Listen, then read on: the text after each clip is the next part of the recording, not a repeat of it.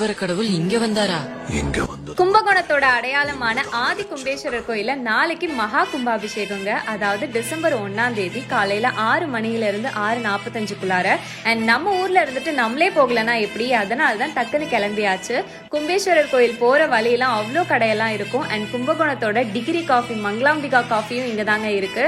கோயில் உள்ள வந்தோடனே செம்ம வைபா இருந்தது. கும்பேஸ்வரர் கோயிலே அவ்வளோ அழகா இருக்கும். அதுவும் இல்லாம இந்த லைட்டிங் எல்லாம் போட்டோடனே ரொம்ப சூப்பரா இருந்தது. 16 வருஷத்துக்கு அப்புறம் இப்பதாங்க கும்பாபிஷேகம் நடக்குது. லாஸ்டா பாத்தீங்கன்னா 2009ல நடந்தது. இப்ப 2025ல நடக்க போகுது. 44 கலசம் நாளைக்கு வைக்க போறாங்க. 27ஆம் தேதியிலேருந்து யாகசாலை பூஜை நடந்துட்டு இருக்கு. நாங்க இதுல ஒரு நாள் கலந்துட்டோம். எங்களுக்கு உண்மையிலே ரொம்ப மன நிறைவா இருக்குங்க.